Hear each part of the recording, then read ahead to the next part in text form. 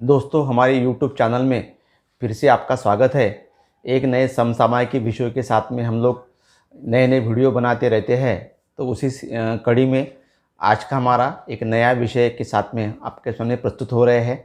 आज का हमारा विषय है वह यानी इलेक्ट्रिक जो गाड़ियाँ जो है, इलेक्ट्रिक व्हीकल्स, चाहे वो मोटरसाइकिल रहे या चाहे कार रहे, उनकी भारत में क्या काम चल रहा है और क्या आगे हो सकता है और क्या होना चाहिए, इसके ऊपर में हमारा ये वीडियो है।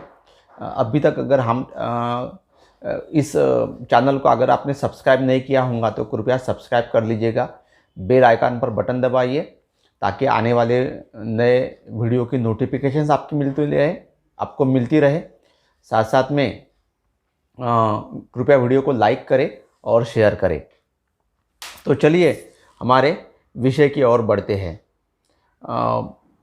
अभी फ़िलहाल टीवी पर दिवाली का मौसम चल रहा है। टीवी पर आप कई सारे ऐड आप देख रहे हैं। उसमें काफ़ी सारे जो ऐड आ रहे हैं वो टाटा मोटर्स के आ रहे हैं और टाटा मोटर्स से बोल रहे हैं कि हम कितनी सारी गाड़ियां जो है वो इलेक्ट्रिक व्हीकल पे ला रहे हैं। अगर मैं किसी दोस्त को मजाक में अगर बोलता हूँ कि यार एक आधी गाड़ी खरीद लो, तो वो बोलते हैं कि सर पेट्रोल के रेट कितने बढ़ चुके हैं, एक आधी इलेक्ट्रिक की गाड़ी आने दीजिए, वो ख़रीद लेंगे। आपको पता ही होगा कि ओला मोटर्स ने, वही ओला कंपनी जो कार रेंटल का काम करती है, तो उन्होंने भी 2 दिन के भीतर में करीब 1 लाख गाड़ियाँ अपनी बुक कर दी है और उनकी विंडो जो है वह कल 1 नवंबर को फिर से खुलने जा रही है और मुझे लगता है शायद 8 नवंबर को कुछ तो भी अपनी वो गाड़ी भी रास्ते पर लॉन्च करने वाले हैं। तो इतना एक यूफोरिया लोगों में है। पेट्रोल की बढ़ती कीमतें जो 120 के करीब पहुंच चुकी है ना। और सेमीकंडक्टर की तो कारण ही तो वैसे भी ऑटो इंडस्ट्री थोड़ी स्लगिश चल रही है। फिर भी बाकी कुछ हो न हो, लेकिन इलेक्ट्रिकल की जो गाड़ियाँ जो है उसके बारे में लोग बहुत उत्सुक है। तो और दूसरी एक मज़ेदार बात ये बात है कि लोगों को ऐसे एक चर्चा का विषय बन जाता है कि अभी तो बोलते हैं डीजल की पेट्रोल की गाड़ियाँ एकदम ख़त्म, अभी इलेक्ट्रिक की गाड़ियाँ आ रही है तो डीजल पेट्रोल की गाड़ियाँ ये नहीं रहेंगी। लेकिन ये इसका थोड़ा सा इतिहास के हम देखते अगर है तो आपको पता होगा कि जब ये पेट्रोल डीजल पे चलने वाली गाड़ियाँ जो है वह पेटेंट जब हुई, कार्ल, आपने नाम सुना होगा गाड़ी का नाम मर्सिडीज बेंज, तो उसी का जो इंजीनियर थे वो कार्ल बेंज ने 1886 में उन्होंने गाड़ी बनाई और इसका पेटेंट भी उनको मिला और उन्होंने ये गाड़ियाँ जो है मार्केट में लाई। लेकिन इसके पहले ही 1880 में एक विलियम मॉरिसन करके आयोवा यूनाइटेड स्टेट्स के केमिकल के इंजीनियर थे, केमिकल वाले पर्सन थे, कि उन्होंने एक 6 सीटर की व्हीकल बनाई और जो व्हीकल उस समय इलेक्ट्रिक पर चल रही थी। आपको सुनकर आश्चर्य होगा कि 19वें शतक में यहाँ पर अमेरिका में जो भी गाड़ियाँ बिकती थी, मतलब कारें बिकती थी, उसमें से 1/3 जो कारें जो थी वह कारें इलेक्ट्रिक पर चल रही थी। मतलब कोई इलेक्ट्रिक पर ये कोई नई बात नहीं है। मतलब आज का अगर हम 110 साल पहले ही यहाँ पर ये सब इलेक्ट्रिक के व्हीकल आ चुके थे। केवल अभी अपने सोशल मीडिया के कारण या मीडिया के कारण इसका बहुत ज़्यादा यूफोरिया हुआ है, लेकिन ऐसी बात नहीं थी। फिर क्या हो गया, उसके बाद में ही आपने नाम सुना होगा जिसने भारत में अभी फ़िलहाल अपनी गाड़ी बंद कर दी, हेनरी फोर्ड। मतलब फोर्ड जो मोटर्स थी, वो फोर्ड मोटर ने अच्छी वाली कम कीमत वाली सस्ती वाली गाड़ियाँ लाई जो पेट्रोल डीजल पर चल रही थी और जिसने अच्छी तरीके से लोगों का इस पर मार्केट पे कब्जा कर लिया। और इसके कारण धीरे धीरे फिर ये इलेक्ट्रिक व्हीकल का चलन ख़त्म हो गया, क्योंकि उस समय पेट्रोल एक नई बात थी, फॉसिल फ्यूल एक नई बात थी। तो उसके कारण क्या हो गया कि काफ़ी मात्रा में सस्ता फॉसिल फ्यूल वहाँ पर लोगों को जब मिलने लगा तो धीरे धीरे यह इलेक्ट्रिक गाड़ियों का जो चलन है वह चलन कम हो गया।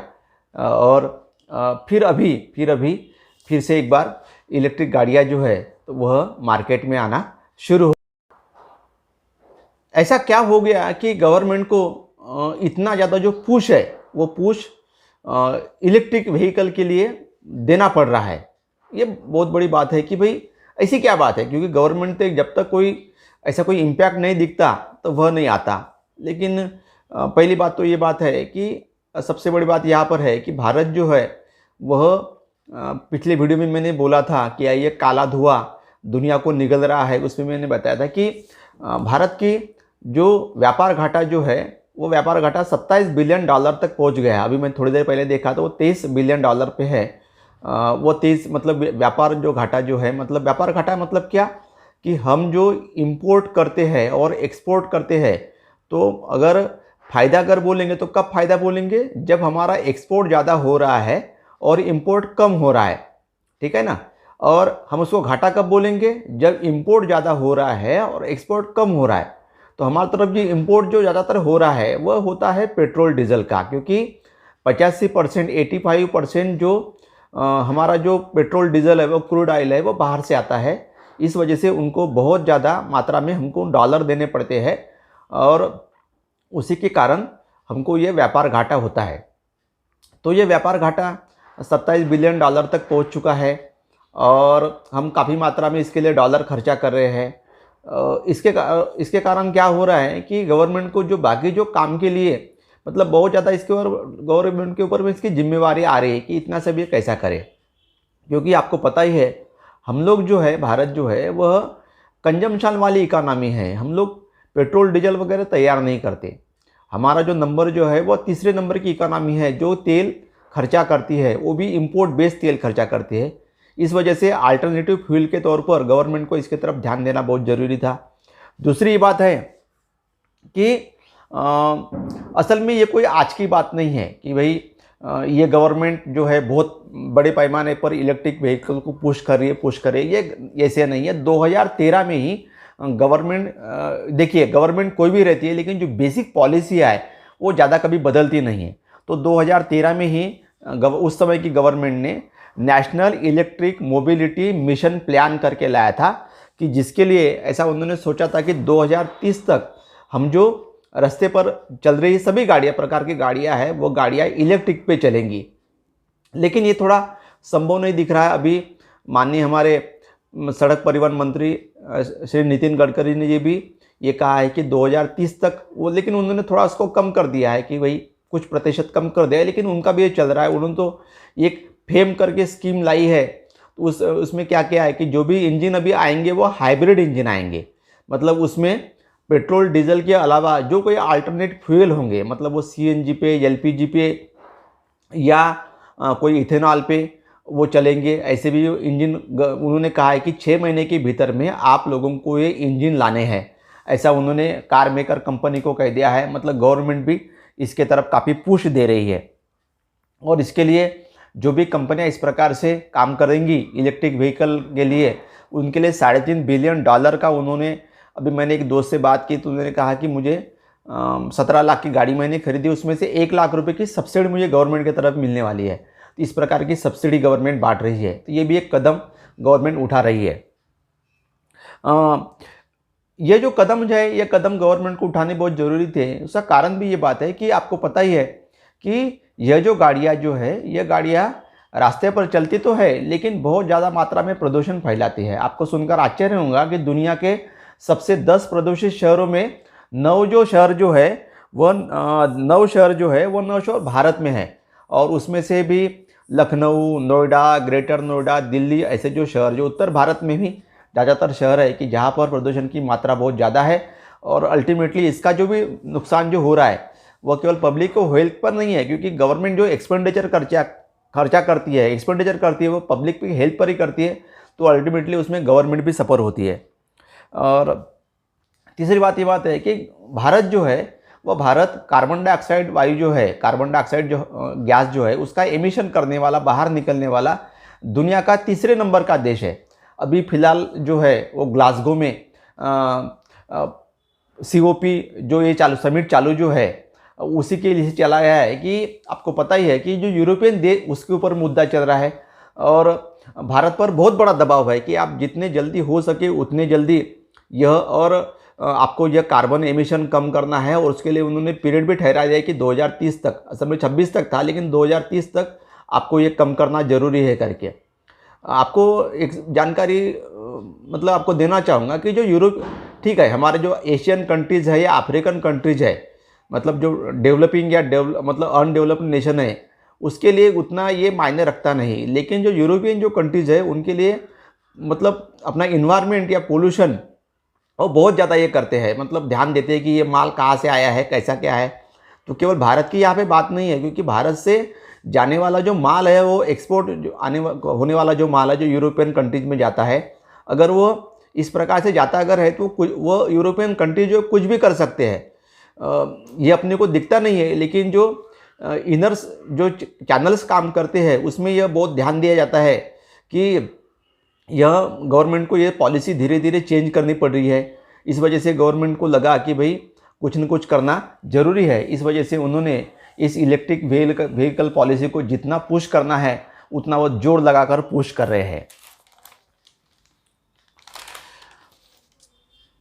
जिस प्रकार से अभी फिर आज की स्थिति क्या है, हमको लगता होगा कि भाई भारत में एक प्रकार की यूफोरिया आ गया है, हवा आ गई है कि नहीं, जो जो इलेक्ट्रिकल व्हीकल चल रही है, गाड़ियाँ चल रही है, ये चल रही है। लेकिन ये सच बात नहीं है। भारत में करीब करीब 2 करोड़ गाड़ियाँ बिकती है, उसमें से करीब करीब 1 करोड़ 70-75 लाख जो है वो मोटरसाइकिल बिकती है, और बाकी जो है वो कारें बिकती है। लेकिन आपको सुनकर बड़ा अजूब होगा, मतलब अजूबा लगेगा या ताजुब होगा, जो गए साल जो है मतलब पिछले फाइनेंशियल ईयर में जो इलेक्ट्रिकल व्हीकल जो बिकी गई है यहाँ पर, वो करीब केवल 1,22,000 ही है। मतलब अभी भी देखिए कि ये कितना ज़्यादा ज़रूरी है कि ये मतलब जितना अपन लगता है उतने से नहीं बिक रहा है। तो इसके क्या कारण हैं और क्या अड़चनें आ रही है उसके बारे में हम चर्चा करेंगे। तो सबसे पहली बात है कि आपको पता है कि जब भी कोई हम गाड़ी इलेक्ट्रिक पर चलाते हैं तो उसके लिए बहुत ज़रूरी चीज़ है वो है बैटरी। क्योंकि अपने इस पर हमारी जो नॉर्मल जो गैस मतलब पेट्रोल डीजल पर चलने वाली जो गाड़ियाँ जो है उसकी सिस्टम अलग रहती है और इसकी सिस्टम अलग रहती है। इसमें एक बैटरी रहती है जो बैटरी इसको गाड़ी में चलाने की मदद करती है। तो ये जो बैटरियाँ जो है, ये बैटरियाँ कोई भी बैटरी हम खरीदते हैं, मैं भी मेरे गाड़ी को अगर बैटरी अगर बदलनी है अगर 2-4 साल में, वो तो गाड़ी बैटरी हमको बदलनी पड़ती है। तो यहाँ पर भी जो बैटरी जो है वो बैटरी चार्जिंग की सबसे बड़ी समस्या है, क्योंकि यह जो बैटरियाँ है ये बैटरियाँ लिथियम बैटरियाँ है और ये बैटरियाँ 200-250 किलोमीटर के ऊपर नहीं चलती, उनको बार बार चार्जिंग करना पड़ता है। और नॉर्मल अभी मैंने थोड़ी देर पहले अपने दोस्त से पूछा जिन्होंने ये टाटा की नेक्सॉन खरीदी है कि भाई कितना समय लगता है, तो उन्होंने कहा कि 8 घंटे लगते हैं। मतलब एक गाड़ी 200-250 किलोमीटर चलेंगी और उसको 8 घंटे अगर चार्जिंग के लिए अगर लगती अगर है तो वह मतलब फिजिबल या कोई भी एक इसके लिए इतना ये नहीं रहेगा, मतलब उसके लिए उतना उपयोगी बात ये नहीं रहेंगी, फ़ायदेमंद बात नहीं रहेंगी, ठीक है ना। तो इसके लिए चार्जिंग की बहुत बड़ी समस्या है। दूसरी बात ये बात है कि आपको सुनकर आश्चर्य होगा कि भारत में इस प्रकार के अगर चार्जिंग स्टेशन अगर देखेंगे तो 427 चार्जिंग स्टेशन है, 427 है। लेकिन वही कंपेरेबली चाइना की अगर बात अगर करेंगे तो BBC की न्यूज़ मैंने उसमें पढ़ा था कि वहाँ पे 9 लाख चार्जिंग स्टेशन है। मतलब आज कोई भी 120 रुपये पेट्रोल चला गया है तो लेकिन आप 50 रुपये का 100 रुपये का पेट्रोल भर सकते हैं, जितना चाहे पेट्रोल भर सकते हैं। नए नए यंग पर्सन होंगे तो वो तो कमी भरते कभी कभी हम देखते अगर है, क्योंकि उनको पता है कि थोड़ी देर जाने के बाद में और मैं कैसे भर लूँगा। लेकिन अगर मान के चलिए कि चार्जिंग स्टेशन ही नहीं होगा तो आप कैसे चार्जिंग कर पाओगे, आप चार्जिंग से कैसे करोगे। इस वजह से लोग ये नहीं हो रहे हैं, इसके तरफ मुड़ नहीं रहे हैं। दूसरी समस्या ये बात है कि ये बैटरियाँ जो है वो भारत में नहीं बनती, वो चाइना से आती है। चाइना की कंपनी है वह है कंटेम्परी एम्परटेक्स लिमिटेड करके और टेक्नोलॉजी, और दूसरी है साउथ कोरिया की LG का तो नाम आपने सुना है। इन्हीं के तरफ से बैटरी आती है और मतलब बैटरियों पर मतलब हम पूरी तरीके से इंपोर्ट इसमें है। मतलब वहाँ से बैटरी जब मिलेंगी तभी हमारा काम होगा, अन्यथा हमारा काम नहीं होगा। फिर बाद में ये बात आती है कि हमारा जो आपको पता ही है कि भारत में सेकंड हैंड कार का बहुत बड़ा मार्केट है। मतलब जितनी गाड़ियाँ नई बिकती है, मुझे लगता है कि शायद सेकंड हैंड गाड़ियाँ भी उतनी बिकती होंगी। तो फिर और समस्या है कि भाई इस प्रकार की गाड़ियाँ अगर बिकनी अगर जाती है अगर, तो आज के तारीख में कोई भी, मैं अगर मारुति की गाड़ी प्रीफर करता हूँ तो मुझे पूछा जाता है कि आप क्यों करते हैं, तो मैं बोलता कि रिसेल वैल्यू अच्छी है। तो इलेक्ट्रिक व्हीकल के होने के बाद में ठीक है, आप बैटरी कितनी बार बदलोगे ये आपके इसमें है, लेकिन अगर गाड़ी की रिसेल वैल्यू आपको कैसी आती है वो तो आने वाला समय ही आपको बताएगा। मतलब वो एक फैक्टर ध्यान में रखते हैं। बाद में एक बात है कि बैटरी का डिस्पोजल कैसे करेंगे। आज हम क्या करते हैं कि अगर मेरे कार की अगर बैटरी अगर ख़राब अगर होती अगर है, मैं वह किसी बैटरी वाले के पास जाके उसको एक्सचेंज करके नए कुछ पैसे ऊपर से देता हूँ और नई बैटरी मैं लेके आ जाता हूँ। लेकिन इस प्रकार से इसके लिए ये बैटरी इतने महंगे है कि भाई इतनी महंगी बैटरियों का डिस्पोजल कैसे होगा और हमको नई बैटरी कैसी मिलेंगी, वो कितने समय में मिलेंगी, ये तो आने वाला फिर से उसको एक तकलीफ दे बात हो सकती है। ठीक है। और एक बात, अभी थोड़ी देर पहले मैंने दोस्त से पूछा कि भाई कितने की हुई आपकी गाड़ी, तो उन्होंने मुझे कहा कि भाई यह 17 लाख रुपए की गाड़ी हुई है। मतलब इलेक्ट्रिकल व्हीकल जो है उसकी जो कॉस्टिंग है वो कॉस्टिंग बहुत ज़्यादा है। अगर आप कोई भी स्विफ्ट ले लिए या जनरल गाड़ी लीजिए तो 7-8 लाख रुपए तक, अगर छोटी वैगन आर वगैरह ले तो 5 लाख रुपए तक आपको गाड़ी आसानी से मिल जाती है। लेकिन इलेक्ट्रिकल व्हीकल की जो कास्ट जो है वो शुरुआती होती है 12 लाख रुपए से। मतलब 12 लाख रुपए की गाड़ी में अगर उसको 5 लाख रुपए की गाड़ी करके उसको ये सब मिल रहा है, तो वो 12 लाख रुपए की गाड़ी अपने पैसे क्यों इन्वेस्ट करेंगे, भले ही गवर्नमेंट से कुछ सब्सिडी मिलती होंगी। तो ये सब जो कारण जो है, इन कारणों से अभी भी, मतलब पहली बात तो बैटरी की समस्या कि बैटरी और चार्जिंग स्टेशन जो इतनी सफिशिएंट नहीं है। बाद में फिर बैटरी का डिस्पोजल, उसको बैटरी को मिलने वाले उसके फ़ायदे, रिसेल वैल्यू, ये सब बातें जो है, ये बातें उसके लिए अभी भी मतलब अड़चनें बनी हुई है। लेकिन ये सब पॉलिसी बहुत ज़रूरी है, उसका कारण ही है। सबसे पहली बात ये बात है कि आपको पता ही है कि भाई अगर हम बैटरी से अगर गाड़ी अगर चलाते अगर उसकी रनिंग कास्ट करीब 80 पैसे के तरफ, चलो 1 रुपया पकड़ लेते, 1 रुपया कास्ट है, लेकिन आज के तारीख में 120 रुपये अगर पेट्रोल की कीमत चल रही है, मेरी गाड़ी अगर 15 का एवरेज अगर देती अगर है तो 8 से 10 रुपये मुझे पड़ते हैं।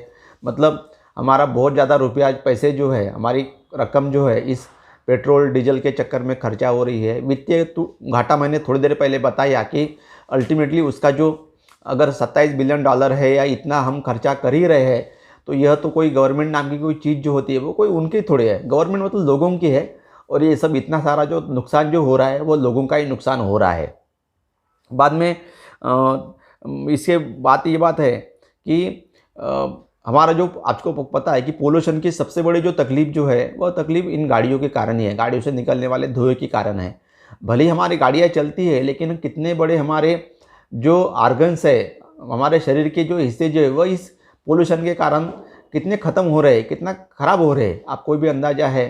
तो धीरे धीरे अगर इस प्रकार से इलेक्ट्रिकल गाड़ियाँ अगर रास्ते पर अगर चलती अगर है तो प्रदूषण की मात्रा भी कम हमारी होती है। और ये जो एनर्जी जो है हमारी क्लीन एनर्जी है, ग्रीन एनर्जी है, तो इसका जो फ़ायदा जो है वो निश्चित रूप से आने वाले हमको तो होगा ही, लेकिन आने वाले हमारे जनरेशन है उनको भी ये फ़ायदा होने वाला है।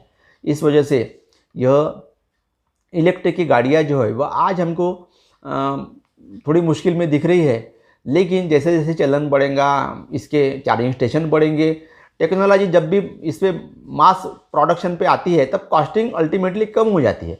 अभी कॉस्टिंग ज़्यादा होने का कारण यही बात है कि भाई इसका प्रोडक्शन उतना नहीं है, लेकिन जैसे जैसे प्रोडक्शन बढ़ेगा वैसे वैसे कॉस्टिंग कम होंगी, तो अल्टीमेटली इसका जो फ़ायदा जो है वो कॉस्टिंग में कम होगा और ग्राहक को भी होगा।